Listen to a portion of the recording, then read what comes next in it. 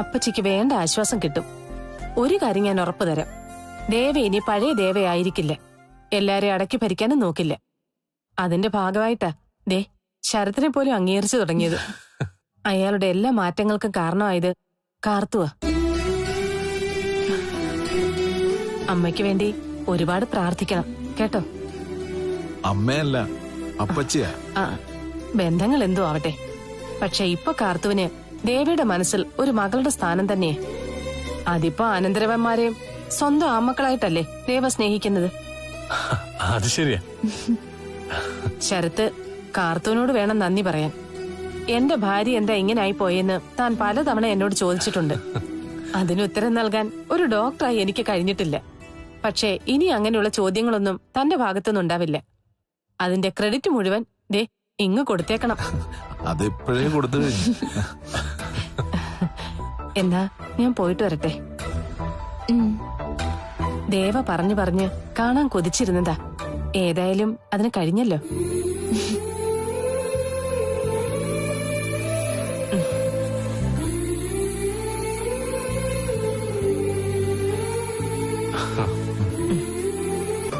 ഇത് പുതിയ ചോദ്യമല്ലല്ലോ. വരുന്നവരും പോകുന്നവരും ഒക്കെ ഒരേ ചോദ്യം തന്നെ ചോദിച്ചോണ്ടിരിക്കുക. അത് കേൾക്കുന്നവർക്കും മറുപടി പറയുന്നവർക്കും ബോറടിക്കും. നീ ആയതുകൊണ്ട് എല്ലാവർക്കും സംശയം. വെറുതെ സംശയിച്ചോണ്ടിരിക്കാതെ ഇന്ന് എന്നെ ഒന്ന് പിടിച്ചു നടത്തണം. അതേതായാലും ഇന്ന് വേണ്ട, നാളെ മുതൽ മതി. മുത്തശ്ശന്റെ വീട്ടിലോട്ട് കാർത്തു പോകുന്നാ പറഞ്ഞത്. അവിടെ ഷെൽഫില് പഴയ കുറച്ച് സ്വർണ്ണം ഇരിപ്പുണ്ട്. മുത്തശ്ശൻ അത് കാർത്തൂന് കൊടുക്കുവോ എന്തോ. നിനക്ക് കാർത്തൂനോട് സ്നേഹമല്ലേ, പിന്നെ കൊടുത്താലെന്താ? കൊടുത്ത കുഴപ്പമൊന്നുമില്ല. അവൾക്ക് അധികം സ്വർണ്ണമൊന്നും ഇല്ലാത്ത കൂട്ടത്തിലാണല്ലോ, അതുകൊണ്ട് കൊടുക്കട്ടെ. ഈ പറച്ചിലും ആത്മാർത്ഥത ഉണ്ടല്ലോ. ആത്മാർത്ഥത പുറത്തെടുത്ത് കാണിക്കാൻ പറ്റുമായിരുന്നെങ്കിൽ കാണിക്കായിരുന്നു.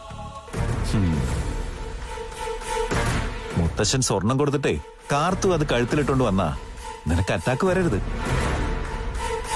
സംസാരിക്കാൻ മറ്റു വിഷയമൊന്നും ഇല്ലെങ്കിൽ ഒന്ന് പോയി തന്നാ വലിയ ഉപകാരം. കാർത്തു അപ്പച്ചിയെ നോക്കി നോട്ടം കണ്ടോ? ആരുടെ മോളാണ് ഞാൻ എന്നുള്ളൊരു ചോദ്യം ഉണ്ട് ആ നോട്ടത്തില്. അത് സാറിന് വെറുതെ തോന്നിയതാ. ഞാൻ ആരുടെ മകളാണെന്ന് അറിയാൻ എനിക്ക് ഒരാഗ്രഹവും ഇല്ല.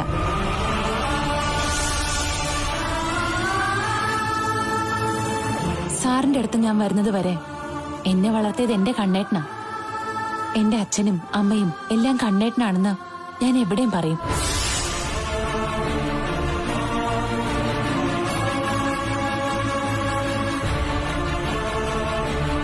ജനിച്ചപ്പോഴേ കാട്ടിലിറങ്ങിയവരെ ഞാൻ എന്തിനാ ഓർക്കുന്നത്? അവരെ കാണണമെന്ന് എനിക്ക് തോന്നേണ്ട കാര്യം എന്താ?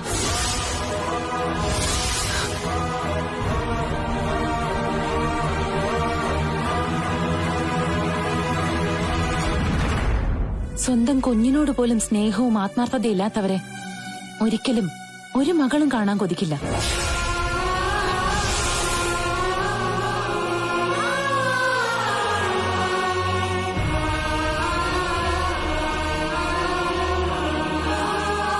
ഇനി എന്തെങ്കിലും അവരെ കാണുകയും തിരിച്ചറിയുകയും ചെയ്താ അവരുടെ മുഖത്ത് നോക്കാൻ പോലും അവരുടെ മക്കൾക്ക് കഴിയില്ല. മോള് പറഞ്ഞ 100% ശരിയാ. ഇപ്പോൾ മോളെ സ്നേഹിക്കുന്നവരാണ് മോളുടെ ബന്ധുക്കൾ. ഇത്രയും നാളും കണ്ണനായിരുന്നു മോളുടെ എല്ലാം. എന്നാലിപ്പോ അമ്മയെപ്പോലൊരു അപ്പച്ചി.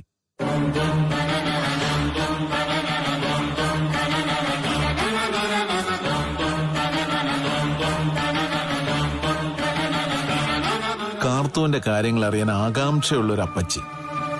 പിന്നെ കാർത്തൂനെ മനസ്സിനകത്ത് കൊണ്ട് നടക്കുന്ന ഇവനെ പോലൊരാളും.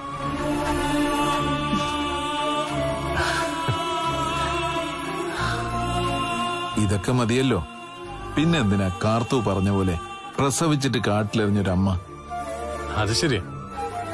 മൃഗങ്ങൾക്ക് ഭക്ഷണം കൊടുക്കാൻ സ്വന്തം കുഞ്ഞിനെ കാട്ടിലെറിഞ്ഞ അവരാ ഈ ലോകത്തിലെ ഏറ്റവും ദുഷ്ടയായ സ്ത്രീ. പിന്നെ ഇവിടെ സൗകര്യങ്ങളൊക്കെ കുറവാ. ഇത് തന്നെ ഞങ്ങൾക്ക് ധാരാളമാ. വാ ഇരിക്കും.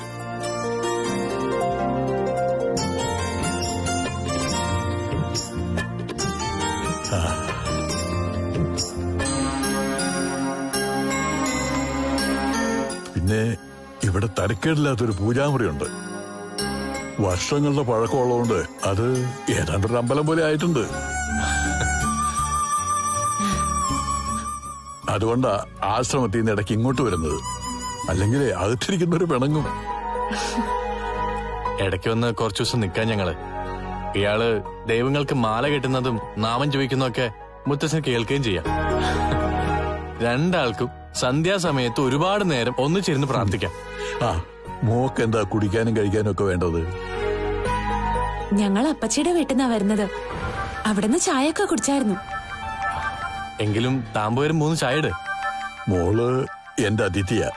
എന്നാലും മോളുടെ കൈകൊണ്ടുണ്ടാക്കിയ ചായ കുടിക്കണമെന്ന് മുത്തശ്ശനൊരാഗ്രഹമുണ്ട്.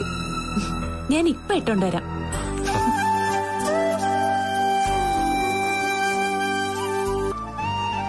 ഉദ്ഘാടനമൊന്നും ഇല്ലായിരുന്നോ പാപ്പാ? ഇല്ലാന്ന് അറിഞ്ഞത്. നാട മുറിച്ചത് അവളായിരിക്കും, വിജത. എന്റെ അമ്മോ, അവള് നാട മുറിച്ചെങ്കിൽ അവന് നാട് നീളെ ഓടേണ്ടി വരും. രക്ഷപ്പെട്ടു പോട്ടെ അമ്മേ. നേരെയുള്ളവർക്കേ രക്ഷപ്പെടാൻ പറ്റുള്ളൂ പവിത്രേ. പാചകത്തിൽ മാത്രമല്ല കൈപുണ്യം വേണ്ടത്, അത് ഈ ഡോക്ടർമാർക്കും വേണം. അങ്ങനെ വരണമെങ്കിൽ മുകളിൽ ഒരാൾ കൂടെ നിൽക്കണം. അതിനുള്ള സാധ്യത വളരെ കുറവാ. അല്ലെങ്കിൽ തന്നെ ഈ നാട്ടിൽ ആരവന്റെ അടുത്ത് പോകാനാ? പിന്നെ രാത്രി കാലങ്ങളിൽ ആർക്കെങ്കിലും അസുഖം വന്നാ ചിലപ്പോ പോയെന്നിരിക്കും, അത്ര തന്നെ. മോനെ കണ്ണാ, തറവാട്ടിന് മുന്നിലുള്ള നാഗത്താന്മാർക്കും ദേവിക്കുമൊന്നും അവളുമാര് വിളക്ക് വയ്ക്കാറില്ല. അതിന്റെ ദോഷം ഇപ്പൊ ആ തറവാടിനുണ്ട്. അമ്മേ, തറവാട് നമ്മുടെ ആയതുകൊണ്ട് തന്നെ നമുക്കും അതിന്റെ ദോഷം കിട്ടും. അതുകൊണ്ടാ കാർത്തും ഞാനും ഒക്കെ ആയില്യം തോറും നാഗക്ഷേത്രങ്ങളിൽ പോകുന്നത്. കാർത്തു ആയില്യത്തിന് മാത്രമല്ല മിക്കപ്പോഴും പോകുന്നുണ്ട്. അതുകൊണ്ട് തറവാട്ടിലെ ദൈവങ്ങൾ നിങ്ങളാരെയും തിരിഞ്ഞു കൊത്തില്ല അമ്മേ. ദോഷം മുഴുവൻ അവിടെ ഉള്ളവരങ്ങ് അനുഭവിച്ചു തീർത്തോളൂ. ഏതായാലും നമുക്ക് അവിടെ ഒന്ന് പോവാൻ പാപ്പ. പുറത്തുനിന്ന് ആരെങ്കിലും ഒക്കെ അവിടെ വരുന്നുണ്ടോ നമുക്ക് നോക്കാം. വരുന്നുണ്ടെങ്കിൽ വരണ്ടെന്ന് പറയണം കണ്ണാ. ഞാൻ എന്തിനാ അമ്മ അങ്ങനെ പറയുന്നേ? ആരുടെയും കഞ്ഞുകൂടി മുട്ടിക്കണമെന്ന് എനിക്കില്ല. ഞങ്ങൾ പോയിട്ട് വരാമേ. ആ ശരി.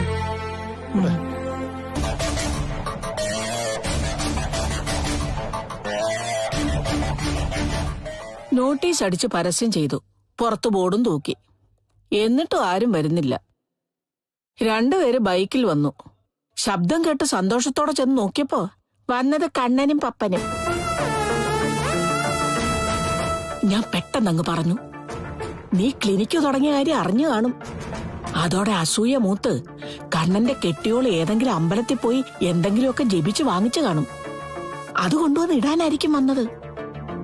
അതുകൊണ്ടാ ആരും ഇങ്ങോട്ട് വരാത്തത്. തുടങ്ങിയതല്ലേ ഉള്ളൂ മാമി, അതിന്റെ ഇടയിൽ ആരെങ്കിലും വരുമോ? എന്റെ പ്രഷർ നോക്കിക്കൊണ്ടാ ക്ലിനിക് ഉദ്ഘാടനം ചെയ്തത്. അതുകൊണ്ടേ ഇത്തിരി വൈകിട്ടാണെങ്കിലും ആൾക്കാർ വരും. എന്തായാലും ഇതിനകത്ത് തന്നെ ഇങ്ങനെ ഇരിക്കുന്നത് ബോറിങ്ങാ. ഒരു കാര്യം ചെയ് മോൻ, എന്റെ പ്രഷർ ഒന്ന് നോക്കിയേ, ബോറടി മാറട്ടെ. മാമി ഇവിടെ ഒന്നിരിക്കെ. ആ,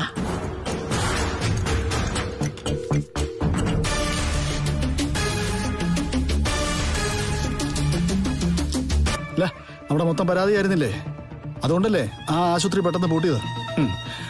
നല്ല ഡോക്ടർമാരെ വെക്കും, ശമ്പളം കൂടുതലായോണ്ട് അങ്ങ് മാറ്റും. അതായിരുന്നു അവിടുത്തെ രീതി. അതുകൊണ്ടേ അവസാനം അവനെ പോലുള്ള ഡോക്ടർമാരായിരുന്നു അധികവും.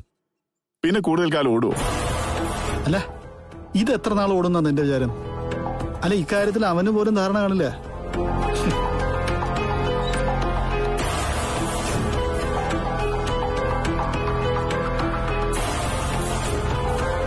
പുറത്തൊന്നും ആരും കാണുന്നില്ലല്ലോ. നോട്ടീസ് അടിച്ചിട്ടും വലിയ രക്ഷയില്ലെന്നാ തോന്നുന്നത്. 1 മാസം കഴിഞ്ഞ് നോക്കാം, പുറത്ത് ആളുണ്ടോ അതോ പൂട്ടിയോന്നോ. നമ്മൾ ചിന്തിക്കുന്ന പോലൊന്നും അല്ല കാര്യങ്ങള്. കരുണം മാമ ഒരുപാട് കടം വരുത്തി വെച്ചിട്ടാ പോയത്. അതൊന്നും പരിഹരിക്കാൻ ഇവിടെ ഉള്ളവർക്ക് പറ്റില്ല. ഇനി അതിനൊന്നും ശ്രമിക്കാത്തതാ നല്ലത്. വിട്ടുപോയൊരു ബന്ധം ആ വഴിക്ക് പൊയ്ക്കോട്ടെ. ഞാൻ നമുക്കൊപ്പം പഠിച്ചിരുന്ന അരുന്ധതി ഒന്ന് വിളിക്കാനിരിക്കുക. കാണുമ്പോഴൊക്കെ ദേവയുടെ കാര്യങ്ങൾ അയാളോട് ചോദിക്കണമെന്ന് കരുതും. പിന്നെ അതേപ്പറ്റി പറഞ്ഞു വന്ന അവരങ്ങ് ഉഴപ്പിക്കളയും. അവരോട് ചോദിച്ചാൽ അറിയാം ദേവയുടെ കംപ്ലീറ്റ് ഡീറ്റെയിൽസ്. വിവാഹം കഴിഞ്ഞെന്ന് അരുന്ധതി എപ്പോഴോ പറഞ്ഞിട്ടുണ്ട്. കുട്ടികളെ പറ്റിയൊന്നും പറഞ്ഞിട്ടില്ല. തനിക്കിപ്പം മകളെപ്പോലൊരു കുഞ്ഞുണ്ട്. പെങ്ങളുടെ മോൾ ആര്യയെ താൻ ആ സ്ഥാനത്ത് നിർത്തിയിട്ടുണ്ട്.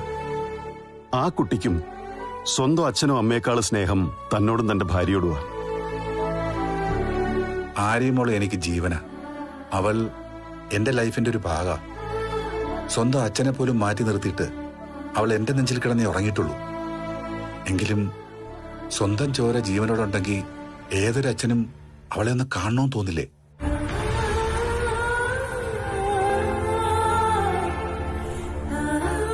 അവളെ ഒന്ന് മോളേന്ന് വിളിക്കണമെന്ന് തോന്നില്ലേ? അവൾ അച്ഛാന്ന് വിളിക്കുന്ന കേൾക്കാൻ കൊതിക്കില്ലേ? ഇനി അത്തരം ആഗ്രഹങ്ങളൊന്നും മനസ്സിൽ വെക്കാത്തതാ ജീവ നല്ലത്. കഴിവതും ദേവയുടെ മുഖം താൻ മറക്കുക. അങ്ങനെ ഒരു കുഞ്ഞ് ജനിച്ചു എന്ന് സങ്കല്പിക്കാതിരിക്കുക. അതിനെനിക്ക് കഴിയില്ലടോ. എന്റെ ഓർമ്മയിലെന്നും പച്ച പിടിച്ചു നിൽക്കുന്നത് വിവാഹശേഷം എന്റെ ഭാര്യയുടെ മുഖമല്ല, ദേവ മാത്രമാണ്. ഉള്ളിലിങ്ങനെ കൊളുത്തിപ്പിടിക്കുന്നത് അവള് മാത്രാ. അന്യന്റെ ഭാര്യയെക്കുറിച്ച് അങ്ങനെയൊക്കെ ചിന്തിക്കുന്നത് തെറ്റല്ലേ? അന്യന്റെ ഭാര്യയായാലും ഞാൻ ആദ്യമായി പ്രണയിച്ച പെൺകുട്ടിയാ. ഞങ്ങൾ ഹൃദയം കൊണ്ട് അടുത്തവരാ. മനസ്സുകൾ തമ്മിൽ ഇങ്ങനെ കൊരുത്തു കിടക്കുമായിരുന്നു. മനസ്സുകൾ കൊണ്ട് മാത്രമല്ല, എല്ലാ അർത്ഥത്തിലും നിങ്ങൾ ഒന്നിച്ചൊന്നും വേണ്ടേ പറയാൻ? അതെ ബെഞ്ചമിൻ, ആദ്യമായി സ്നേഹിച്ച, വിവാഹം കഴിക്കുന്നതിന് മുമ്പ് ഒന്നിച്ച പെണ്ണാണ് അവൾ. പിന്നെ എങ്ങനെ മനസ്സിൽ നിന്ന് അവൾ അകന്നു പോകുന്നത്? എന്റെ ഹൃദയത്തിലൊരു മുറിവുണ്ട്, ഒരിക്കലും ഉണങ്ങാത്തൊരു മുറിവ്. അതെന്റെ ദേവയ. നമ്മൾ ഡോക്ടർമാർക്കും അത്തരം മുറിവുകളെ കരിച്ചു കളയാൻ പ്രത്യേകിച്ച് മരുന്നൊന്നുമില്ല. അതിന് മരണം വരെ നോവിച്ചുകൊണ്ടിരിക്കും. മരിച്ചു കഴിഞ്ഞാലും എന്റെ ആത്മാവിന് പോലും ഉണ്ടാവും ആ നോവ്.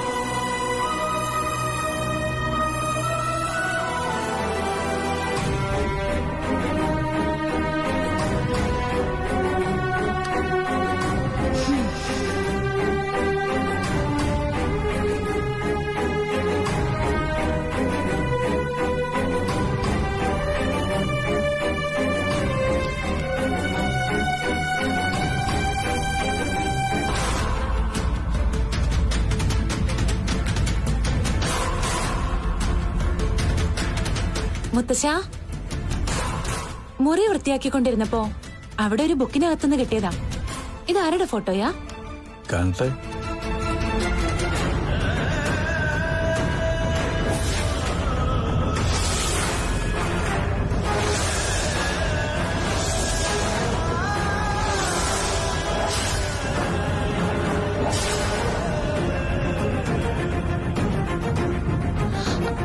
എന്തുപറ്റി മുത്തശ്ശ?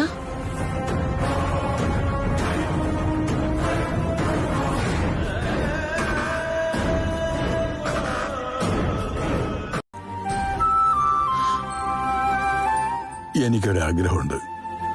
മോളും ഇവനും ദേവയൊക്കെ ഒന്നിച്ചൊരു മൂകാംബിക യാത്ര. മോള് പോയിട്ടുണ്ടോ? എന്റെ വലിയൊരു ആഗ്രഹമാ, പക്ഷേ ഇതുവരെ നടന്നിട്ടില്ല. അമ്മ വിളിച്ചാലേ പോകാൻ പറ്റൂ. പോയി തുടങ്ങി അമ്മയുടെ ചൈതന്യം മനസ്സിൽ കയറി കഴിഞ്ഞാൽ പിന്നെ ഈ ഇടയ്ക്കിടയ്ക്ക് അറിയാതെ പോകും. നമ്മളും അമ്മയും തമ്മിൽ ഒരു കാന്തശക്തി ഉണ്ടാകുമെന്ന് പറയാം. ഒരു വൈബ്രേഷൻ. മോൻ ഇന്നിവിടെ നിൽക്കുന്നില്ലെങ്കിൽ ഇപ്പൊ തന്നെ ഇറങ്ങാം. ഇന്ന് ചൊവ്വാഴ്ച ഒരു 3 മുതലാ രാഹുകാലം. അതിനു മുമ്പ് ഇറങ്ങാം. ഇറങ്ങിയാലോ?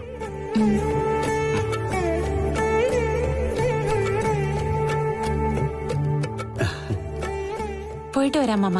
ആയിക്കോട്ടെ മോളെ.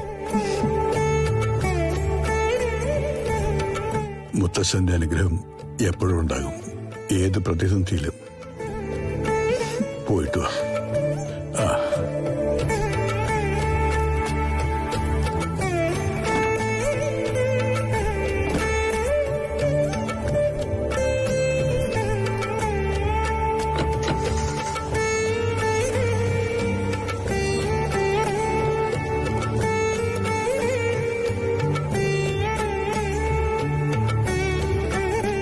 കാർത്തുമോള് പോയപ്പോ വിഷമമായോ? ആ കുറച്ച്. കുറച്ചൊന്നുമല്ല, ഒരുപാടാ. സ്വന്തം പേരക്കുട്ടികൾ വന്നിട്ട് പോകുമ്പോ പോലും ഇത്രയും വിഷമിച്ച് കണ്ടിട്ടില്ല. ആ പോയതും സ്വന്തമാടോ? അങ്ങനെ തന്നെയാ ഞാൻ അവളെ കാണുന്നതും. എന്റെ 2 കൊച്ചുമക്കളും ദൈവത്തെ അറിഞ്ഞ് ജീവിക്കുന്നവരല്ല. എന്നാ കാർത്തു മറിച്ച. അതുകൊണ്ട് അവളിപ്പോ മനസ്സിനകത്ത് തന്നെ ഉണ്ട്.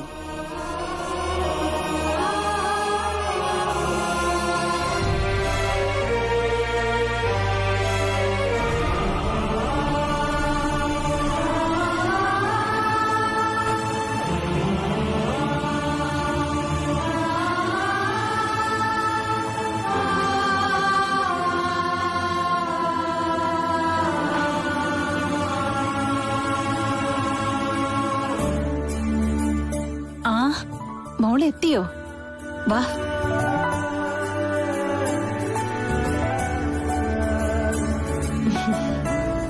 അവിടെന്ന് പോരാനേ തോന്നിയില്ല. എത്ര നല്ല മുത്തശ്ശനാ. ഞാൻ പറഞ്ഞില്ലേ, നിങ്ങളീ 2 തമ്മിൽ ചേരും. ഒരുപാട് കഥകളൊക്കെ എനിക്ക് പറഞ്ഞു തന്നു. എല്ലാം ഗുണപാഠങ്ങളാ. ജീവിതത്തില് ഞങ്ങള് പെൺകുട്ടികൾ ശീലിക്കേണ്ട പല കാര്യങ്ങളും പറഞ്ഞു. കണ്ണേട്ടൻ അതൊക്കെ എന്റെ കുട്ടിക്കാലത്ത് പറഞ്ഞു കേൾപ്പിച്ചിട്ടുണ്ട്, പലതും പഠിപ്പിച്ചിട്ടുണ്ട്. എങ്കിലും മുത്തശ്ശൻ ഓരോന്ന് പറഞ്ഞപ്പോ അത്ഭുതം തോന്നി.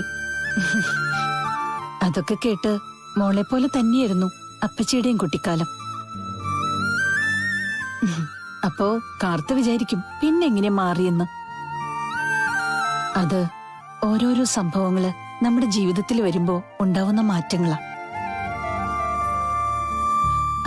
പിന്നെ അവിടെ പോയിട്ട് മുത്തശ്ശൻ ആഹാരം ഉണ്ടാക്കി കൊടുത്തോ? എല്ലാം ഇഷ്ടായി. പിന്നെ അവിടെ ഒരു മാമനുണ്ട് സഹായത്തിന്. വർഷങ്ങളായിട്ട് ആ വീടൊക്കെ നോക്കുന്നത് ഗംഗേട്ടനാ. അച്ഛൻ ആശ്രമത്തിന്ന് വരുമ്പോ അവിടെ കാണും കൂട്ടായിട്ട്. കല്യാണമൊന്നും കഴിച്ചിട്ടില്ല. പറഞ്ഞു കാര്യങ്ങളൊക്കെ.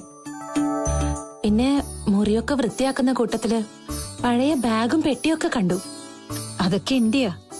കല്യാണം കഴിഞ്ഞു പോന്നതിൽ പിന്നെ ഞാനതൊന്നും തൊട്ടിട്ടില്ല. ചെറുതായിട്ട് പൊടി കയറിയിട്ടുണ്ട്.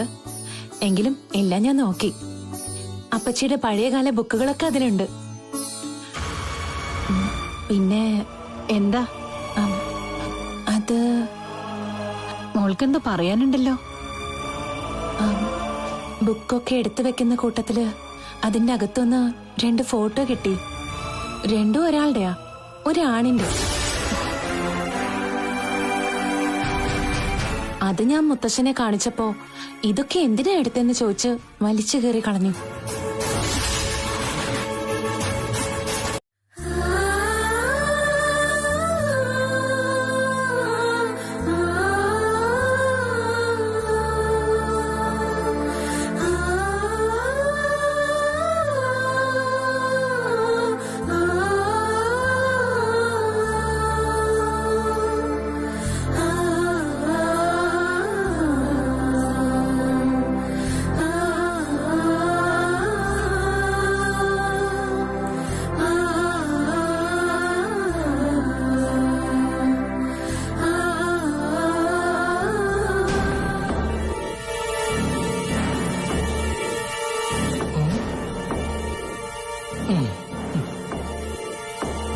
ചേച്ചി, ഈയിടെയായിട്ട് കുറച്ച് കൂടുതൽ ആ ഡോക്ടറെ പരിശോധനയൊക്കെ.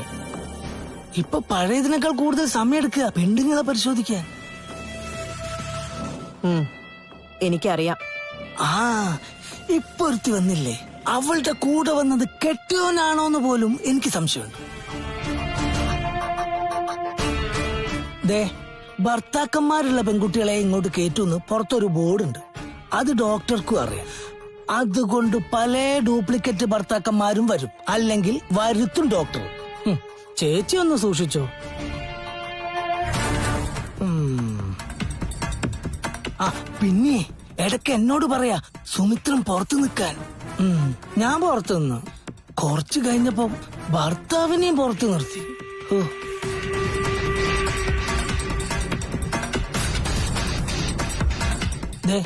ഇതൊന്നും പോയി ചോദിക്കരുത്. ചോദിച്ചാ പിന്നെ കള്ളത്തരങ്ങൾ കണ്ടുപിടിക്കാൻ പറ്റില്ല. ഞാൻ ചോദിക്കാനൊന്നും പോകുന്നില്ല. 50 കഴിഞ്ഞപ്പോഴാ അങ്ങേർക്ക് നഷ്ടബോധം ഉണ്ടായത്. ചേച്ചിക്ക് കുട്ടികൾ ഉണ്ടാവൂല, ഇവിടെ വരുന്ന സ്ത്രീകൾക്കാണെങ്കിലോ നാളെ കുട്ടികളുണ്ടോ. അതുകൊണ്ട് അവരോടൊരു പ്രത്യേക സ്നേഹവും വാത്സല്യവും ഉണ്ട് ഡോക്ടർക്ക്. സുമിത്രൻ ഏതായാലും ഏത് നേരവും എവിടെയും അങ്ങേർക്കൊപ്പം ഉണ്ടാവണം. അമേരിക്കയിൽ വെച്ചും ബന്ധങ്ങൾ കുറവല്ലായിരുന്നു. ഈ അമേരിക്കൻ മലയാളികൾക്കിടയിലെ ഒരു സ്റ്റാർ ആയിരുന്നു എന്റെ ഹസ്ബൻഡ്. അത് പിന്നെ ചേച്ചിയും ഡോക്ടറും തമ്മിൽ വലിയ പ്രായ വ്യത്യാസമൊന്നും ഇല്ലല്ലോ. എങ്കിലും എനിക്ക് അത്യാവശ്യം സൗന്ദര്യമൊക്കെ ഉണ്ട്. അതെന്താ താൻ ചിരിച്ചത്? അല്ല, ചിരിച്ചതല്ല, തൊണ്ടയിൽ ഇക്കിള് വന്നത്. അതെ, ചെറുപ്പകാലത്ത് എന്റെ പിന്നാലെയും കുറെ പേര് നടന്നിട്ടുണ്ട്. പക്ഷെ ഭാഗ്യമോ ഭാഗ്യദോഷമോ എന്നറിയില്ല, ചേച്ചിയെ കെട്ടിയത് ഒരുപാട് സ്ത്രീകളെ സ്നേഹിക്കുകയും മനസ്സിലിട്ടുകൊണ്ട് നടക്കുകയും ചെയ്യുന്ന ഒരാളായി പോയല്ലോ. എന്നെങ്കിലും ഞാൻ കയ്യോടെ പിടിക്കും. അന്നങ്ങേരുടെ അവസാനമാ. പിന്നെ ജീവിക്കാൻ ഞാൻ സമ്മതിക്കില്ല. ഈ ജന്മം അങ്ങേരുടെ ജീവിതത്തിൽ ഞാൻ മാത്രം മതി. ജീവൻ എന്നാ ഡോക്ടറുടെ പേര്, പക്ഷേ ഭാര്യ ജീവനല്ലാന്ന് മാത്രം.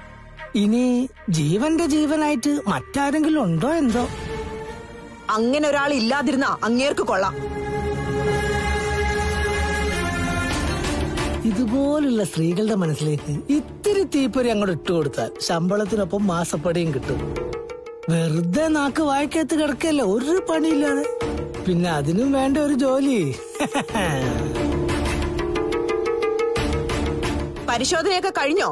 സന്തോഷമായോ? എന്തിനാ സന്തോഷിക്കുന്നത്? എന്തിനാന്ന് നിങ്ങൾക്കല്ലേ അറിയൂ. വഴക്കുണ്ടാക്കാൻ കാരണത്തിന് നടക്കുന്ന ചില ഭാര്യമാരുണ്ട്. അങ്ങനെ ഒരാളാ നീ. എനിക്കിഷ്ടമല്ലെന്ന് അറിഞ്ഞിട്ടും നിങ്ങൾ ട്രീറ്റ്മെന്റ് നടത്തേണ്ട കാര്യം എന്താ? ഒരു ഡോക്ടർ ആവുമ്പോ പേഷ്യൻസ് വന്നിരിക്കും. നീ ഇൻസൾട്ട് ചെയ്ത് പറഞ്ഞു വിട്ടത് കൊണ്ട് മാത്രം എത്ര പെൺകുട്ടികൾ ട്രീറ്റ്മെന്റ് നിർത്തി പോയെന്നറിയോ? ഞാൻ കുറെ നാളായിട്ട് നിങ്ങളോടൊരു കാര്യം പറയുന്നുണ്ട്. നിങ്ങൾ എത്രയും പെട്ടെന്ന് നല്ലൊരു ഡോക്ടറെ കാണണം. ഏതെങ്കിലും നല്ലൊരു സൈക്കാട്രിസ്റ്റിനെ. ദാമ്പത്യ ജീവിതം നന്നായി മുന്നോട്ട് പോവാൻ അത് വളരെ വളരെ അത്യാവശ്യമാണ്. ഇത് ഞാൻ നിന്നോട് കുറെ നാളായിട്ട് പറയാം. അല്ലെങ്കിൽ നമ്മുടെ ലൈഫ് ഇങ്ങനെ മരവിച്ചേ മുന്നോട്ട് പോവും. പിന്നെ നിനക്ക് ശ്വാസം മുട്ടൽ കൂടുന്നെങ്കിൽ ഒരു ഡിവോഴ്സിനെ പറ്റി ചിന്തിക്കാം. അത് രണ്ടാൾക്കും ആശ്വാസമായിരിക്കും. എനിക്കറിയാം നിങ്ങളുടെ മനസ്സിലിരിപ്പ് എന്താന്ന്. എന്നെ എങ്ങനെയെങ്കിലും ഒഴിവാക്കണം. പിന്നെ ചോദ്യം ചെയ്യാൻ ആരുമില്ലല്ലോ. പെൺകുട്ടികളുടെ ഘോഷയാത്രയായിരിക്കും, അസുഖമുള്ളവരുടെയും ഇല്ലാത്തവരുടെയും. ഒരു കുഞ്ഞിന്റെ ജീവന്റെ തുടുപ്പറിഞ്ഞ അതിന്റെ മഹത്വം മനസ്സിലാക്കിയ ഒരു ഡോക്ടറാ ഞാൻ. ഒരിക്കലും നീ ചിന്തിക്കുന്ന പോലെ താഴേക്ക് ഇറങ്ങാൻ പറ്റില്ല. ഭാഗ്യത്തിന് ചെറിയ ചതവല്ലേ ഉണ്ടായുള്ളൂ. അതെ അതെ, വലിയ പൊട്ടലുണ്ടാവണമെന്നായിരുന്നു നിന്റെ പ്രാർത്ഥന.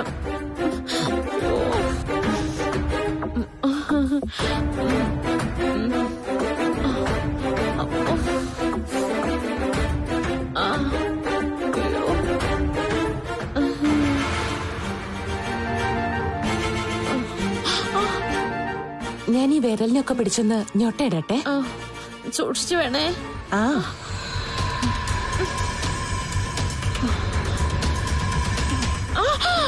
അയ്യോ,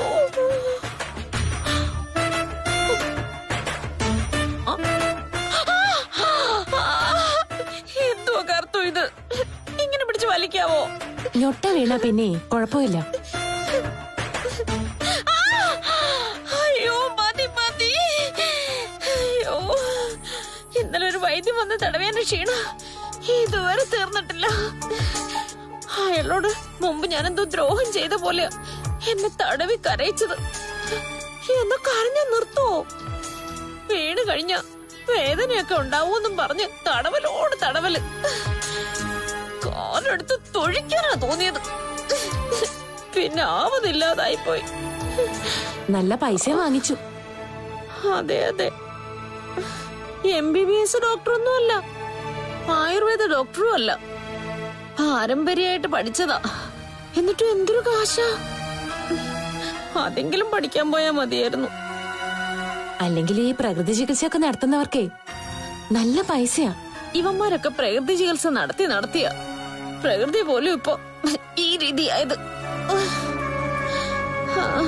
ഒന്ന് ചുമ്മാതിരിക്കടുത്തി. ഒരു കണക്കിന് എനിക്ക് ഇംഗ്ലീഷ് മരുന്നുകളെക്കാളും ഇഷ്ടം ഇത്തരം മരുന്നുകളൊക്കെയാ. നിന്റെ മനസ്സിനകത്തെ വിഷം കളയാൻ അത്തരം മരുന്നുകൾ തന്നെ വേണം. എടുത്തെന്താ ആലോചിക്കുന്നേ? ഒന്നുമില്ല. നിന്നെ ഞാൻ ഒരുപാട് ദ്രോഹിച്ചതാ.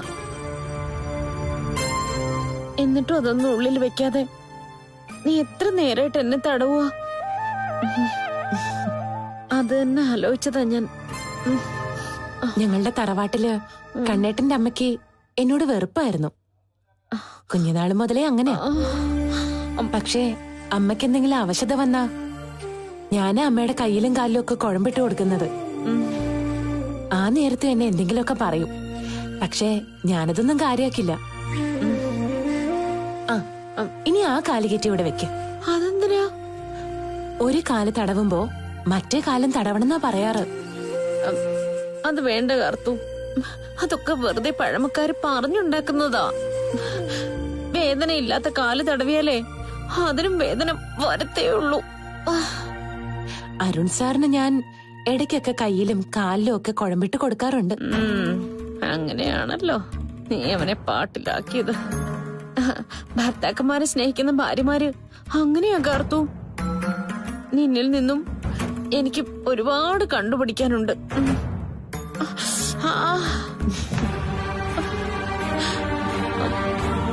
ഇനി ഞൊട്ടയിടല്ലേ കാർത്തു? ഇല്ല.